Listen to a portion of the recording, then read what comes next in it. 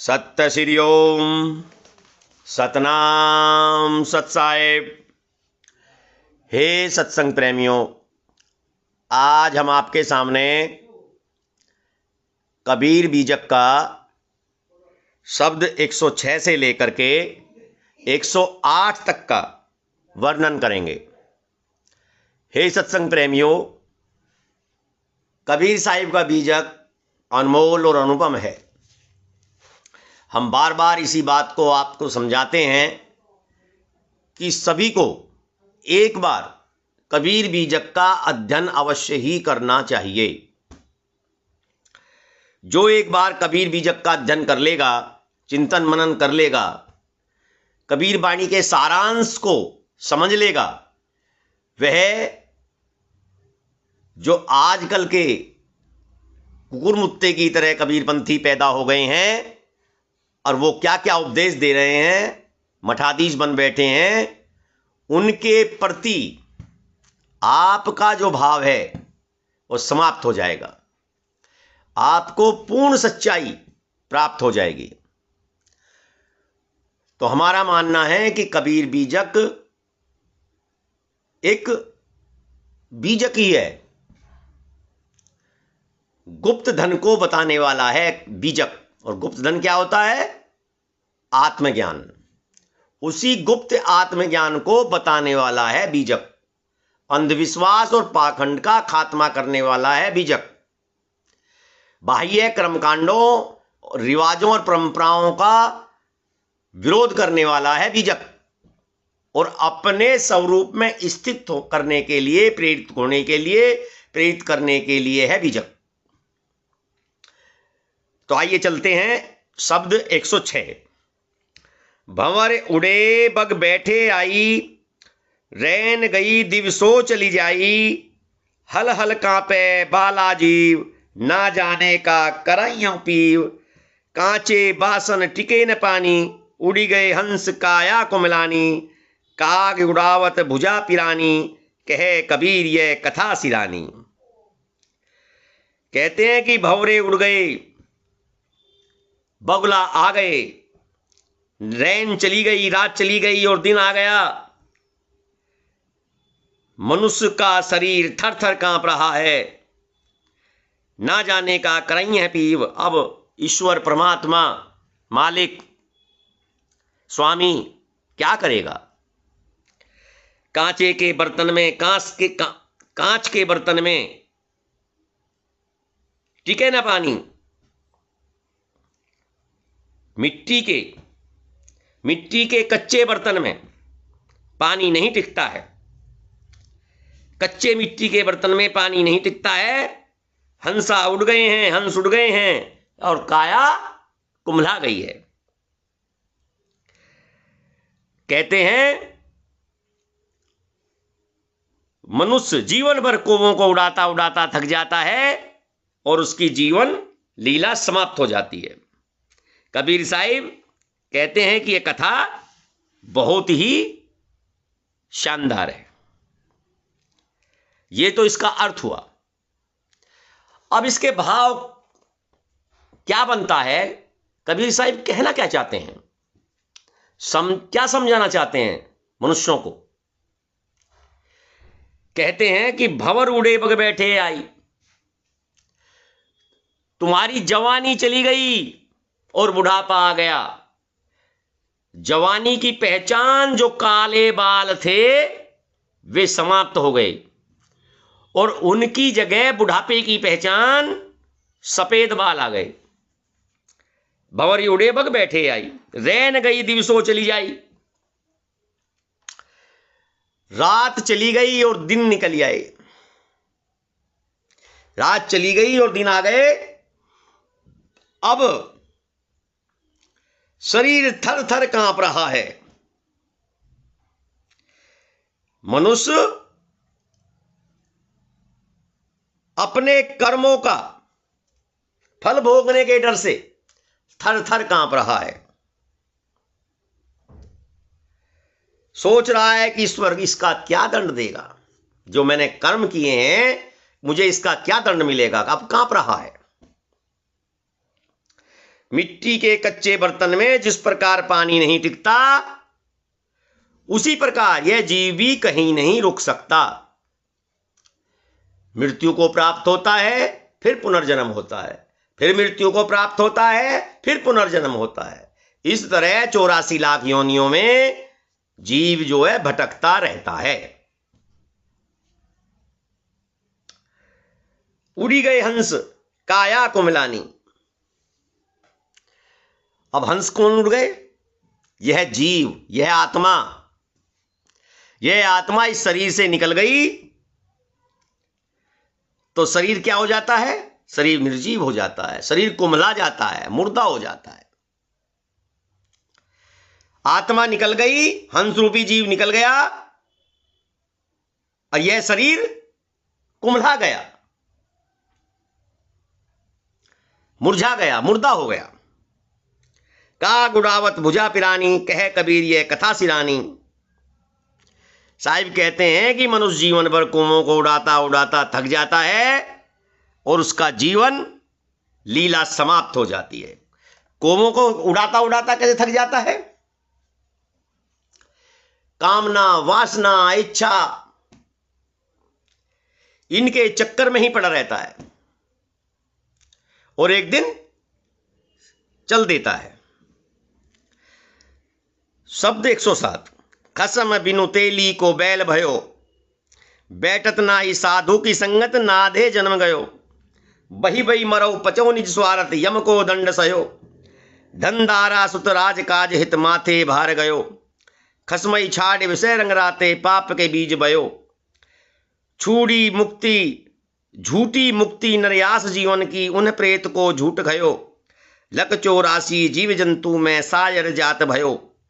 कहे कबीर सुनो हो संतो, उन स्वान को पूछ गयो। खसम बिनु तेली को बैल भयो। कहते हैं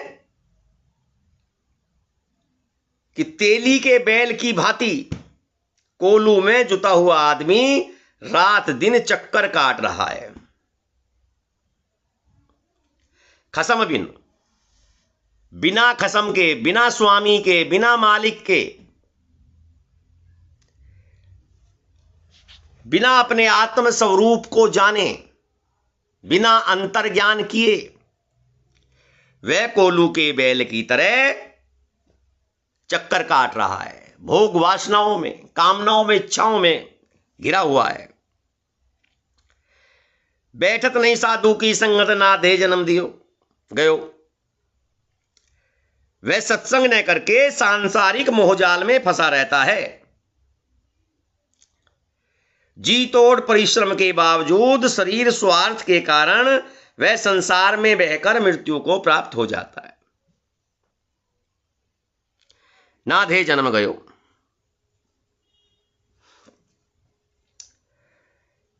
वह वासना यूपी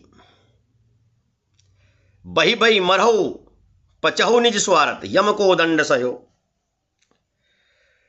वासना रूपी यम की प्रताड़ना सहता रहता है।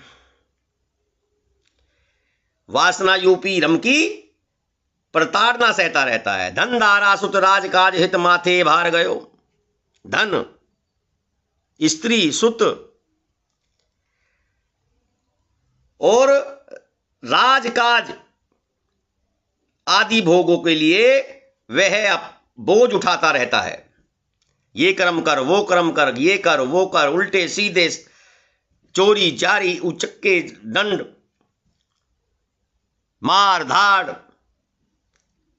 व्यभिचार आदि कर्मों में संबंधियों के लिए, अपने भोगों के लिए बोझ उठाता रहता है। अपने मस्तक पर बोझ उठाता रहता है। माथे भार गयो।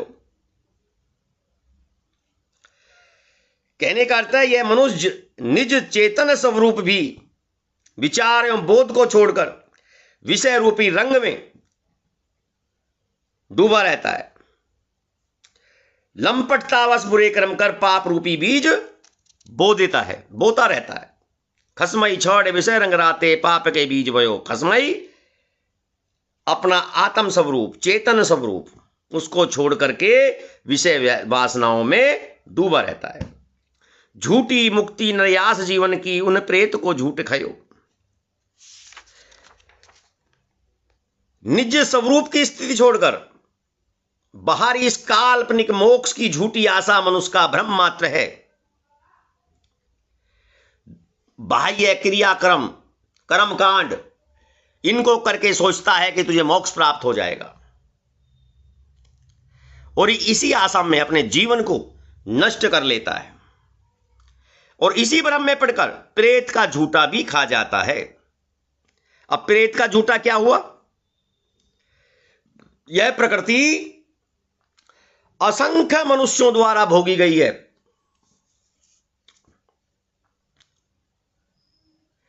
और इस भोगी हुई अर्थात झूठी प्रकृति का भोग मनुष्य कर रहा है। पहले से भोगी हुई है और अब भी मनुष्य से भोग रहा है। तो इस प्रकार यह मुर्दे का झूठा ही हुई। आश्चर्य की बात है कि 84 लाख योनि रूपी समुद्र में सब जीव बह रहे हैं। कहते हैं साहिब कि हे संत सुनो, ये व्यक्ति कुत्ते की पूंछ पकड़कर संसार रूपी सागर के पार होना चाहते हैं, अर्थात मन की कल्पनाओं के सहारे, मन की इच्छाओं के सहारे, मन के भ्रम के सहारे कि ऐसा कर रहा हूं तो ऐसा हो जाएगा, भव बंधनों से छुटकारा पाना चाहता है। झूठे मार्ग पर चलकर भव बंधनों से छुटकारा पाना चाहता है। शब्द 108। अब हम भैल बहुर जल मीना, पूर्वल जन्म तप का मद कीना, तहिया मैं अचलेऊ मन बैरागी, तजलेऊ में लोग कुटुम राम लागी, तजलेऊ में काशी मति भई भोरी, प्राणनाथ कहूं का गति मोरी, हम ही कुसेवक तुही अयाना, दुईमा दोष कही भगवाना, हम चली आईली तुम्हारे सरना, कितऊ न देखो हरि जी के चरना, हम चली आईली तुम्हारे पासा, दास कबीर भल कैल निराशा। कहते हैं ये समझाने के लिए, कबीर साहिब ने समझाने के लिए भाव प्रकट करा है। कुछ लोग इस शब्द के आधार पर यह कहते हैं कि कबीर साहिब अपनी बातें कह रहे हैं। अपनी बातें नहीं कह रहे, लोगों को समझाने के लिए भाव प्रकट कर रहे हैं। साधक ऐसा भाव प्रकट करता है, कहते हैं कि मैं एक अच्छा साधक था, पूर्व जन्म में या पूर्व समय में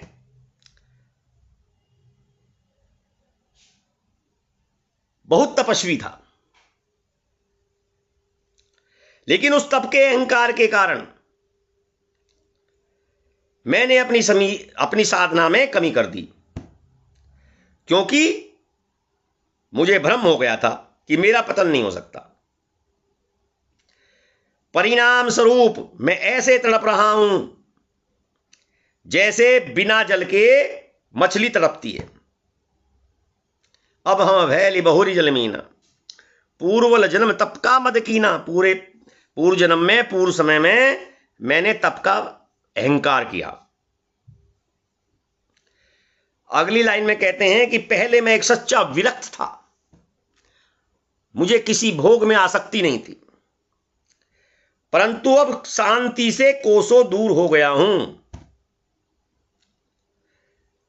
राम की प्राप्ति हेतु मैंने सबका परित्याग कर दिया था,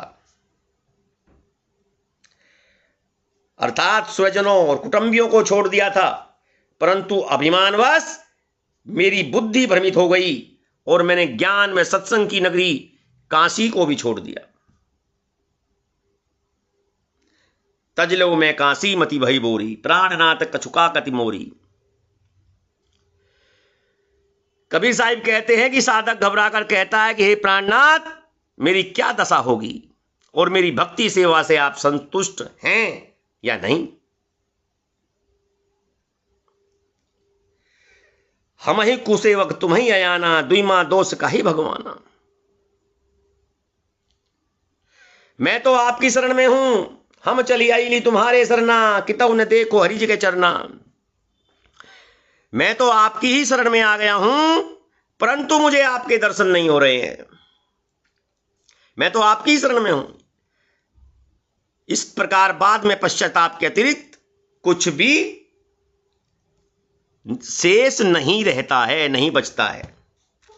अब इस शब्द का भाव यह है कि प्रारंभ में जब साधक अपनी साधना में लगता है, अपने आत्म स्वरूप को पहचानने की कोशिश करता है, अंतर ध्यान करता है, अपने स्वयं को जानता है, अपने आत्म स्वरूप में स्थित होना चाहता है, उसमें प्रयास करता है और हो भी जाता है, अपने स्वरूप को पहचान भी लेता है। लेकिन जैसे ही उधर से ध्यान हटाता है तो आहिस्ता आहिस्ता उसके अंदर विकार उत्पन्न हो जाते हैं और उसका पतन होना शुरू हो जाता है। यह प्रत्येक साधक के साथ है। जो साधक थोड़ी सी भी लापरवाही करेंगे, अपने मार्ग से, अपने पथ से, अपने लक्ष्य से, अपने उद्देश्य से ध्यान हटाएंगे तो उन्हें पता भी नहीं लगेगा कि कब वह पतन रूपी कुएं में गिर गया है। और जब आंखें खुलेंगी, जब होश आएगा, तो इसी तरह पश्चाताप होगा जैसे शब्द 108 में कबीर साहिब ने भावनाओं को प्रकट किया है। ये साधक की भावना है, पतित हुई है साधक की भावना है कि पहले मैं बहुत उच्च कोटि का साधक था, तपी था, वैरागी था। मैंने इस वैराग के कारण, विरक्त जीवन के कारण सभी कुटुंब परिवारों को त्याग दिया, लेकिन आज मुझे बहुत पश्चाताप हो रहा है कि हे प्रभु, मुझे माफ करना, मैं आपकी शरण में हूं, पता नहीं मेरा क्या होगा, मुझे क्या दंड मिलेगा। सत्य श्री ओम, सतनाम, सत साहिब।